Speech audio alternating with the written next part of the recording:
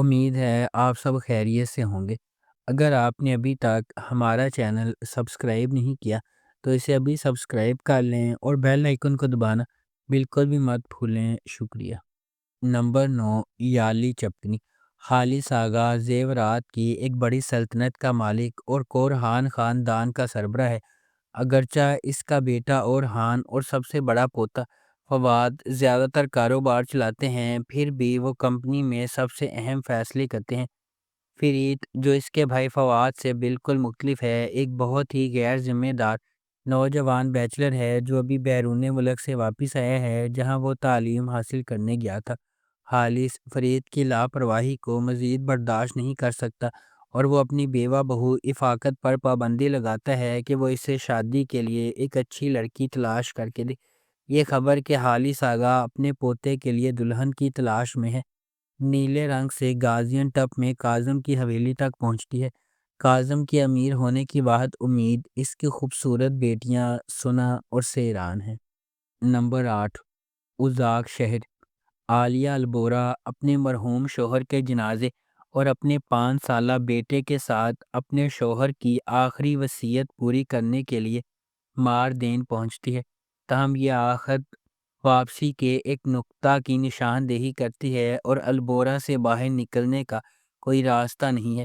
اربولا قبیلے کا سربراہ جیہان البورہ عالیہ کی جد و جہد سے لا تعلق نہیں ہے، لیکن اس نے اپنے بچے کو لے کر جانے کی اجازت دینے سے انکار کر دیا۔ ماضی کی تاریکی، پوشیدہ رازوں اور خطے کی تلخ حقیقتوں کا مقابلہ کرتے ہوئے عالیہ البورہ اپنے آپ کو اپنے مرحوم شوہر کے خاندان کے ساتھ ایک شدید جنگ میں پھنسا ہوا پاتی ہے۔ نمبر 7، کل پازان۔ یہ سیریز ایماندار آدم کی پیروی کرتی ہے جو ٹیکسال میں ایک عام کلرک کے طور پر کام کرتا ہے۔ آدم نے اپنے بیٹے اردا کے لیے ایک حیرت کے ساتھ اپنی زندگی کو الٹا موڑ دیا۔ ایسا لگتا ہے کہ ایک معصوم اشارہ آدم کی زندگی میں ایک ناقابل واپسی تنزلی کا باعث بنتا ہے، جس سے وہ اپنی ملازمت، اس کی بیوی جانان اور یہاں تک کہ اس کے بیٹے کو بھی کھونے کے دہانے پر پہنچا دیتا ہے۔ اس مشکل دور میں اس کے کرشماتی لیکن ہوشیار بھائی کارتال کی آمد کے ساتھ حالات مزید خراب ہو گئے۔ جیسا کہ دونوں بھائی قانون کو چیلنج کرتے ہیں، صرف وہی شخص جو ان کے سوال کا جواب بن سکتا ہے وہ ہے پولیس آفیسر عائشہ۔ عائشہ کے ساتھ اس کا غیر متوقع سامنا اور اس کے بعد اس کی محبت توازن کو پوری طرح سے بدل دے گی۔ نمبر 6، سیاہ قلب۔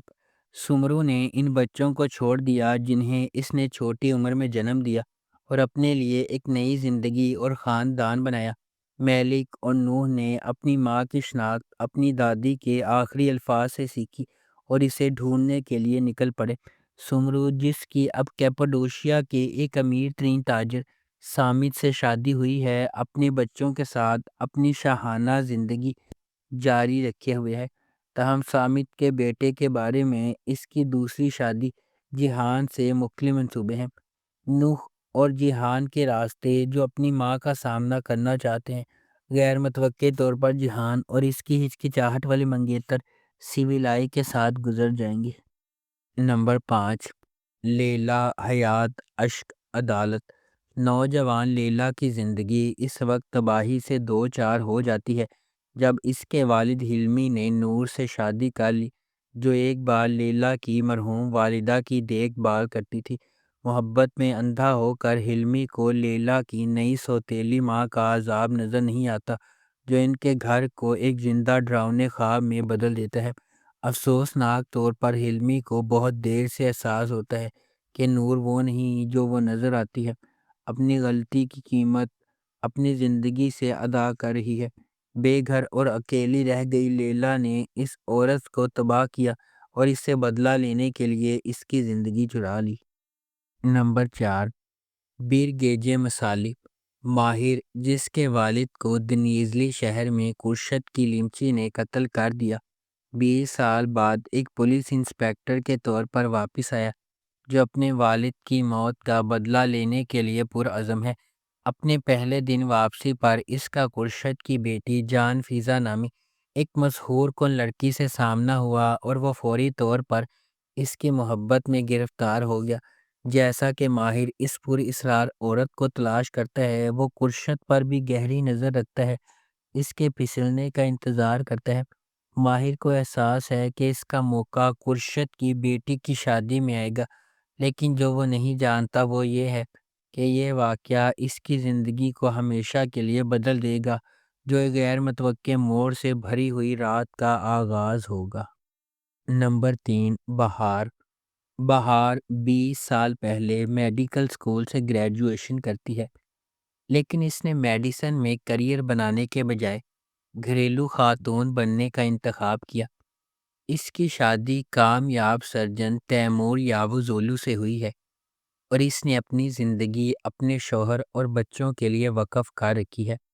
بظاہر خوش نظر آنے والا یاوزولو خاندان بہار کی بیماری سے ہل گیا ہے۔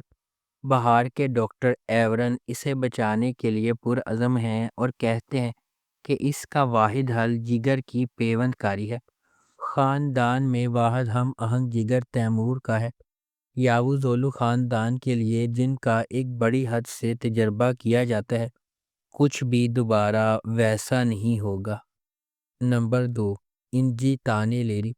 اعظم، جو اپنی بیوی اور 2 بچوں کے ساتھ خوش و خرم زندگی گزار رہا ہے، ایک ادب کا استاد ہے جو اپنے طالب علموں کو پسند کرتا ہے۔ اس کی زندگی ایک ہی رات میں مکمل طور پر بدل جاتی ہے جب وہ اپنی بیوی کو قتل کرنے کے جرم میں جیل جاتا ہے۔ تاہم حقیقت کچھ اور ہے۔ اعظم کے پاس ایک راز ہے جو وہ کسی کو بتا نہیں سکتا۔ اعظم، جس نے 4 دیواری کے درمیان کئی سال گزارے ہیں، جیل سے باہر آنے پر اس کا ایک ہی مقصد ہے اپنے بچوں کو ڈھونڈنا اور ان کے ساتھ کھانے کی میز پر دوبارہ بیٹھنا، لیکن یہ بالکل بھی آسان نہیں ہوگا۔ نمبر 1، کیزل گونجا لار۔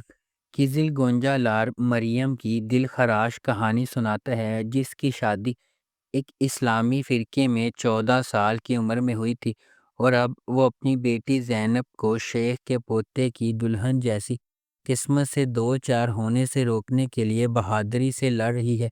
اس کی بھابھی کی رہنمائی میں، جو فرقے کی ایک سابق رکن ہے، انہیں احساس ہوتا ہے کہ انہیں فرقے کے طاقتور چنگل سے زینب کو بچانے کے لیے بھاگنا چاہیے۔